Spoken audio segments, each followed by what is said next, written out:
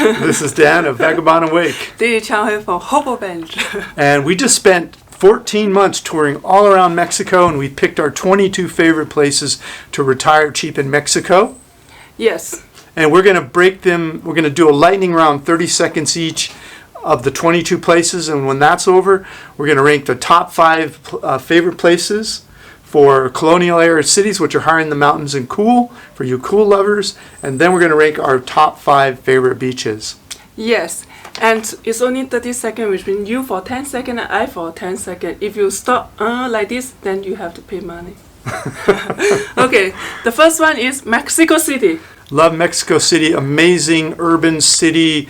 Roman Norte reminds me of the East Village. La Condesa reminds me of West Village. The Zocalo is amazing, and museums, the food, the metropolis. It's just a gorgeous city. Yes, for me, it's a charming city central, and it's connecting with the world. You know, it's so amazing with the food. What I love is the food. San Miguel de Allende. I love the beautiful park, the center park, and it's a walking distance to going around. It's so beautiful, and in the weekend, not even the weekend, the church is 365. You will see a wedding over there. It's a gorgeous city. It's an adult Disneyland. There's art studios, expensive gourmet food, World War II art school. Gotta go there. The third one is Guanajuato.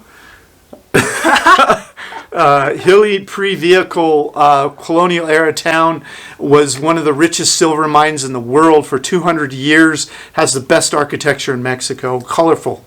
It's very colorful, and it's walking distance, just too much step, but they have a good food over there, and like a party town, it's a university town as well, so it's have a cheap beer place, bar, you hang out with that was 30 seconds.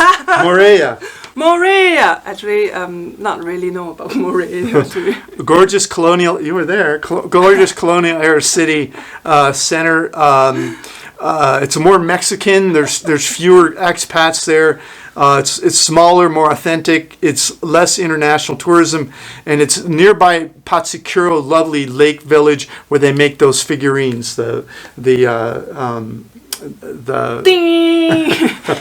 Actually, for me, Morelia is a very quiet town, so I don't have any impress on over there. But the 𝗙𝗫𝐻𝑢, the lake village, yeah. I more love that part.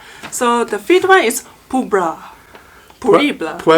Yeah. Intellectual Mecca, 6 universities, gorgeous colonial era city, largest VW plant outside of Germany, and it's a fun, colorful city. It's a very colorful city with the foods, and it's just a little bit cold for my taste. Campeche is very hot, but it's a beautiful color colonial town, and you can go to the beach for $1 bus ride to the beach, and it's so beautiful. Yes, a walled colonial era city, very colorful cobblestone streets. Yes. Pirates attacked. They had to build the walls around it, and it's relatively undiscovered by Westerners. Chetamo, very quiet town, and it feels like it's very quiet, too much quiet, but you have everything over there. You have a big shopping mall, you have the the dock that you can go to Belize. Yeah. It has a walkway, or the Malecon, along the waterfront. No beaches there, though. It's clean, safe, beautiful, a little boring, though. Yes. The next one is Oaxaca. Oaxaca, in the south of Mexico. Monte Alban and Mitla are 2 of the most amazing archaeological sites in all of Mexico.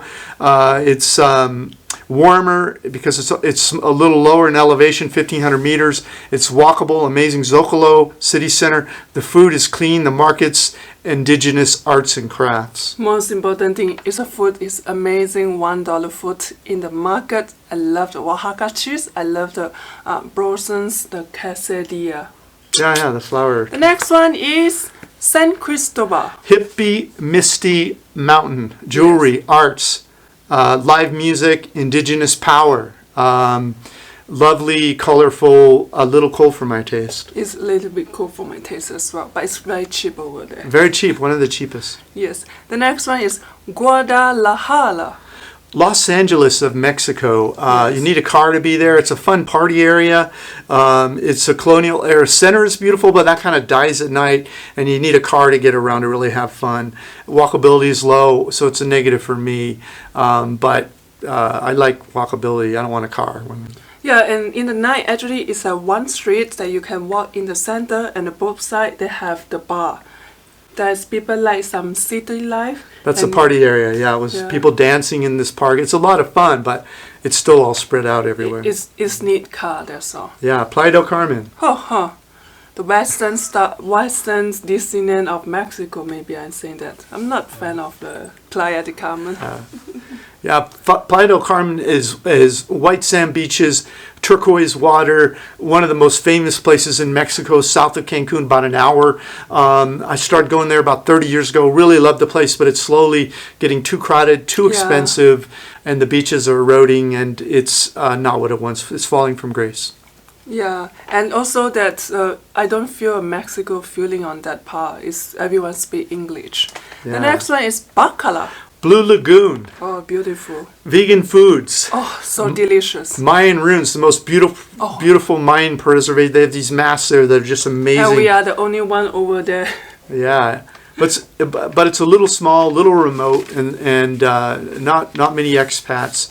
So those are the negatives. Tulum, white sand beaches, expensive town. Yes, behind the white sand beach is a little village I really like. And there they have more of a Mexican life rather than the beach is just crazy tourism. But it's all expensive now. And it does have the Tulum ruins, which are some of the most amazing because they're right on the white sand beach on a cliff. And that's amazing energy there. But it's a bit too expensive these days. Restaurant over there is expensive. Even in the next to the Mercado, the price is a price like in Playa del Carmen. Yeah. It's very expensive. Isla Mujeres. Tourist place, small island. Not enough place for me to keep me stay there forever. No? No. Walkable island life. Laid back, still a local feel to it, even though there's a lot of tourists running around. It's unbelievably turquoise water, clean, beautiful white sand beaches, but a bit small. It's a bit small. The next one is Cozumel. Cozumel, we think of big boats coming in for the day and buying watches and expensive wine. But behind that part of the city, the Colonial city, is a cute little village. Yes. We really love staying in. And so with that village is livable on our Retired Cheap report for Cozumel. You'll see that neighborhood. Go check it out. And it's a livable island. Just stay out of the cruise areas. They have a wet market, so you can buy your food and over there. And they have a big market as well. well. They have the expat markets too. The expat market as Puerto well. Vallarta. Puerto Vallarta, Colonial, and the beach town together. Yeah. And it's on the uphills. And the place over there is they have a cheap oyster. The small vendor selling the oyster. Yeah, under the bridge. Oh, it's so cheap. I don't know, like $5 is 1,000, and you eat fresh with the lime and the what you call the spices thing. Salsa? Or? Yeah, not salsa. Tabasco. Tabasco, sure. Yeah. Puerto Vallarta has the romantic zone. It's one of the most famous parts of Mexico. It's very charming, right on the beach. It has both a local feel to it, has a real shopping, and it has a really nice feel. Beautiful Malecon with artwork, walkway, and palm trees. And so I really like Puerto Vallarta. And I also riding on the donkey over there in one of the bars. Puerto Morelos. Oh, that is my favorite part of Mexico. Hey, you're saving that till the end. Beautiful water, and then the long and wider beach, and a very nice beach club over there. And right now it's a COVID, and then they have a very good social distancing with the distance, and they're wearing masks, serve you food, good food, and we found a local food over there as well. Playa del Carmen 30 years ago is what it reminds me of. A lagoon protects, so there's no urban sprawl there. It separates the tourist area where all the on the beach from a little village in the back where it's mostly locals that live there. But the white sand beach and is big and wide. Water's turquoise and has one of the best, I think the second best reef in the world. The village is livable. Yes. 𝐿𝐴𝐻𝐿𝐴. And where to go? 9 bays, 36 beaches for you to explore. If you live there for 3 months and you go, you cannot. It's where you have to, because you cannot go to one beaches one day. It takes a lot of energy. So if you go for 2 days for one beaches, it takes you 3 months to finish the whole beaches. Stay in the Colonial Era Center. You can get a taxi for almost nothing or walk there in 5 minutes to one of our favorite local kind of beaches. It has a gorgeous national park, and so we're very well preserved. Yes. Stay out of the tourist sprawl area that's south of the city and stay in the Mexican village. It feels more like Mexico. It's cheaper, it's more fun, and it's more charming. They have a lot of hospital over there also. A lot of hospitals, and you don't need a car if you stay in that tourist village part of it. Yeah. The next one is Puerto Escondido. Okay, it's a beach town. It's in Oaxaca state. It has a Mexican market and airport, great expat neighborhoods. There's a surfing community in Zacatela.